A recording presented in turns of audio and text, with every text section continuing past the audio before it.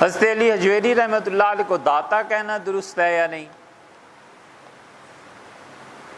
کل کو آپ کہیں گے سیدنا علی رضی اللہ عنہ کو مشکل کشا کہنا درست ہے یا نہیں؟ پھر آپ کہیں گے کہ حضرت معین الدین چشتی رحمۃ اللہ علیہ کو دستگیر کہنا درست ہے یا نہیں؟ آپ خود سوچیں یہ چیزیں ہیں کیا؟ مرنا ہے اور اللہ کو جواب دینا ہے، اور اس سے بالا تر ہو کے کہ ہمارا کس فرقے سے تعلق ہے،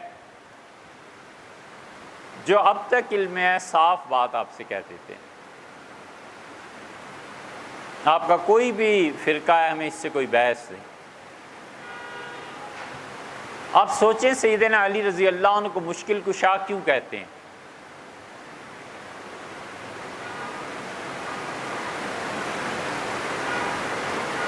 ہماری جتنے فرقے ہیں، دیوبندی، بریلوی، اہل حدیث، ان تینوں کی اسناد حدیث کی حضرت شاہ عبدالعزیز اور شاہ ولی اللہ تک پہنچتی ہیں، اور ان میں سے کتنے ایسے ہیں جنہوں نے تحفہ اثنا عشریہ کا مطالعہ کیا؟ تحفہ اثنا عشریہ شاہ عبدالعزیز صاحب رحمۃ اللہ علیہ کی وہ مایہ ناز کتاب ہے۔ یہ تو شاہ صاحب کو ہوش آ گیا لکھتے ہوئے۔ نواب قمر النساء ماموں زاد بھائی تھے حضرت شاہ ولی اللہ محدث دہلوی رحمۃ اللہ علیہ کے۔ یہ شاہ عبدالعزیز صاحب رحمۃ اللہ علیہ کے ہوں گے۔ حضرت نے بڑی محنت سے اپنے اس شاگرد کو پڑھایا، سلوک طے کروایا، مراقبات کروائے، خلافت دی، اور وہ دلی سے فارغ ہو کے سونی پت گئے۔ ایک پانی پت ہے، ایک سونی پت ہے۔ سونی پت کے نواب تھے اور شیعہ ہو گئے۔ جب اہل سنہ کا مسلک انہوں نے چھوڑا، اب بھی میں نے سنا ہے کہ نواب صاحب کی اولاد ملتان کے قریب کہیں رہتی ہے اور سب شیعہ ہیں۔ شیعت کا اتنا نفوذ تھا اور شیعت کا اتنا بڑا حملہ تھا یہ سب کانٹیننٹ پہ کہ پورا بر صغیر شیعہ ہو جاتا۔ گولکنڈہ شیعہ ہو گئے، بیجاپور شیعہ ہو گیا، احمد آباد ریاست شیعہ ہو گئی، اودھ پورا شیعہ ہو گیا، اور قریب تھا کہ لکھنؤ کے بعد اب باری آ جاتی دلی کی۔ یہ تو اللہ ٹھنڈی رکھے ہڈیاں سلطان اورنگزیب رحمۃ اللہ علیہ کی، اور خدا اس کی نور سے قبر بھر دے۔ یہ اس آدمی کو ہوش آئی، اس نے کہا فو، یہ ایران کے انقلاب نے ہمیں اپنی لپیٹ میں لے لیا ہے، اور یہ تو مغلوں کی سلطنت ساری شیعہ کے ہاں جاتی رہے گی۔ اتنے سمجھدار آدمی کا بیٹا اعظم اورنگزیب جب حکومت میں آیا تو وہ بھی شیعہ ہو گیا۔ یہ کوئی معمولی سی چیزیں نہیں تھیں۔ حضرت شاہ ولی اللہ رحمۃ اللہ علیہ کے جب خاندان پہ آئی ہے نا آفت، تو شاہ عبدالعزیز صاحب رحمۃ اللہ نے تحفہ اثنا عشریہ میں لکھا ہے کہ دلی میں کوئی گھر ایسا نہیں رہا جہاں اہل سنہ میں سے ایک نہ ایک ان کا بچہ شیعہ نہ ہو گیا ہو۔ 10 آدمی ہیں تو 9 سنی ہیں، ایک شیعہ ہو گیا۔ اس لیے کہ اس وقت مذہب موضوع تھا، لوگ سوچتے تھے مر کے اللہ کو کس کے سامنے جانا ہے، کس چیز پہ جواب دینا ہے۔ اہل سنہ کا عقیدہ کیا ہے، شیعہ کا عقیدہ کیا ہے، بوہریوں کا عقیدہ کیا ہے، کرامتیوں کا عقیدہ کیا ہے، میں خدا کے سامنے کس عقیدے کے ساتھ پیش ہوں گا۔ اس پہ ازالت الخفا عن خلافت الخلفاء حضرت شاہ ولی اللہ صاحب رحمۃ اللہ علیہ کی، کیونکہ سب سے زیادہ اعتراض سیدنا ابو بکر رضی اللہ عنہ کی خلافت پہ تھا، پھر عمر کی رضی اللہ عنہ کی خلافت پہ تھا۔ حضرت نے لکھی 4 جلدیں،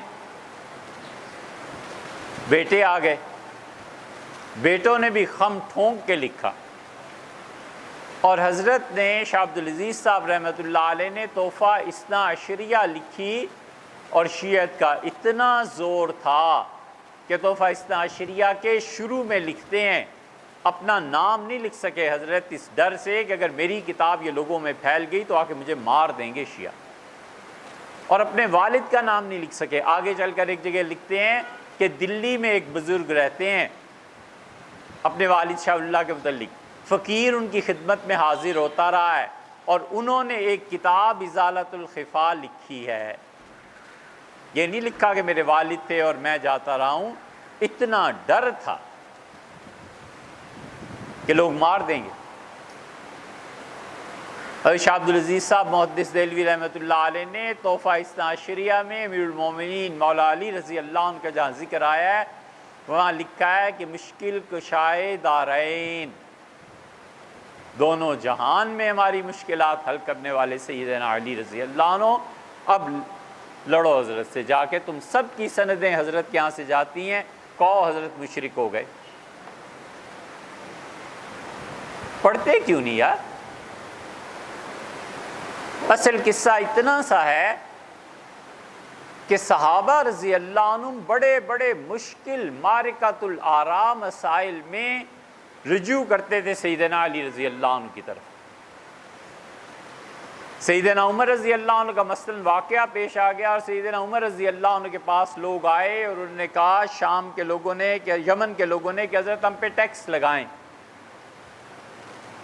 حضرت نے فرمایا کس چیز کا ٹیکس؟ انہوں نے کہا حضرت گھوڑے اتنے ہو گئے ہیں کہ ہم سمجھتے ہیں ہم پہ ٹیکس لگنا چاہیے۔ سیدنا عمر رضی اللہ عنہ سوچتے رہے، پھر فرمایا کہ گھوڑوں پہ ٹیکس نہ رسول اللہ صلی اللہ علیہ وسلم نے لگایا ہے، نہ مجھ سے بہتر تھے ابو بکر رضی اللہ عنہ لگایا ہے، میں کوئی ایسا کام کرنے کو تیار نہیں۔ لیکن بات ان کے جی میں رہ گئی، شورا بلائی اور یعلا ابن امیہ رضی اللہ عنہ کا قصہ پیش آیا تھا، وہ ہم سنا چکے پہلے۔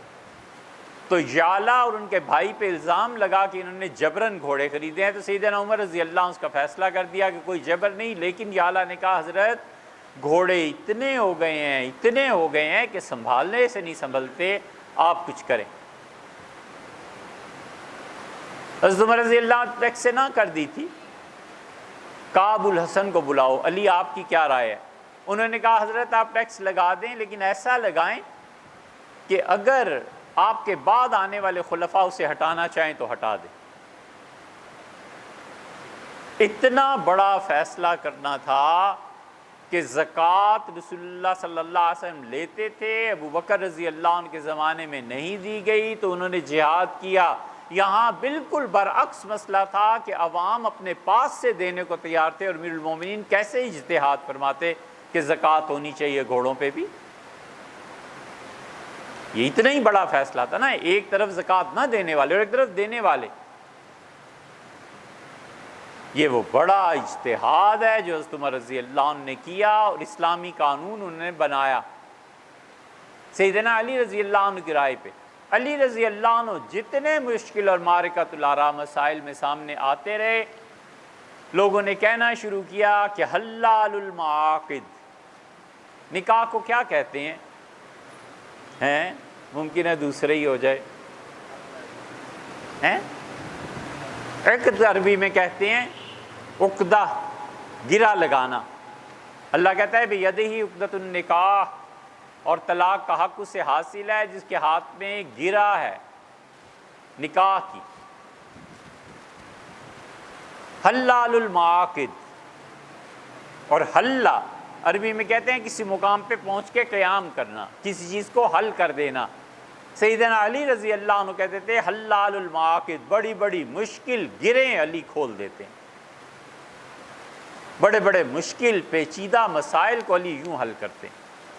سیدنا علی رضی اللہ عنہ نے رسول اللہ صلی اللہ علیہ وسلم کی زندگی میں اجتہاد کیا ہے۔ یمن میں آئے تو رسول اللہ صلی اللہ علیہ وسلم کا اللہ کے رسول میں نے فیصلہ کیا ہے مقدمے کا، اور ہوا کیا تھا، ایک آدمی نے شیر کو چھوڑا، دوسرا آدمی شیر کو دیکھ کے بھاگا اور کنویں میں جا گرا، تیسرا گیا دوسرے کو بچانے، وہ بھی کنویں میں جا گرا۔ اس شیر والے نے دیکھا کیا ہو رہا ہے، جلدی میں تھا، بھاگا جو ہی تو ہڑبڑ مچی ہوئی تھی، یہ بھی ایک کے بعد ایک 8 یا 9 آدمی کنویں میں گر گئے۔ اب قاتل کون ہے اور دیت کتنی تقسیم ہوگی؟ یہ سیدنا علی رضی اللہ عنہ کو یمن میں پیش آ گیا تھا واقعہ۔ آئے رسول اللہ صلی اللہ علیہ وسلم مقام ابراہیم پہ تشریف فرماتے، آئے اور بڑے خوشی سے سنایا کہ اللہ کے رسول ایسا فیصلہ کیا، آپ نے ہاتھ اٹھایا اور علی رضی اللہ عنہ کی کمر پہ مارا، اور آپ نے کہا علی ویل ڈن، زبردست، اللہ راضی، اللہ خوش ہو گیا تیرے فیصلے۔ یہ جب حلال المعاقد فارسی میں منتقل ہوا ہے نا، تو اس کا ترجمہ ہوا عربی میں مشکل کشا، فارسی میں۔ یہ مشکل کشا جب انڈیا میں آیا ہے تو یہاں بارشوں اور اولاد کے ساتھ مل گیا۔ کنورژن دیکھا ہے، کہاں حلال المعاقد، کہاں پرشین میں آ کے مشکل کشا، اور کہاں ہندوستان میں آ کے سیدنا علی رضی اللہ عنہ اولاد دینے لگے اور مشکلات و مصائب حل کرنے لگے۔ یہ اس لیے ایک مثال دی ہے کہ آپ سمجھیے اس بات کو کہ الفاظ اپنے حقیقی معنی سے نکل کے مجازی معنی میں چلے جاتے ہیں۔ خدا کا لفظ کوئی اللہ کے لیے تھوڑا ہی ہے۔ پرشین میں، فارسی میں دے خدا، گاؤں کے چودھری کو کہتے ہیں دے خدا۔ علامہ نے کہا ہے نا، کیا کمال کی بات کی ہے، دے خدایا یہ زمین تیری نہیں، تیری نہیں، اے گاؤں کے نمبردار یہ زمین تیری نہیں، تیری نہیں، تیرے آبا کی نہیں، تیری نہیں، تیری، یہ زمین تیرے باپ دادے کی بھی نہیں، یہ زمین اللہ کی ہے۔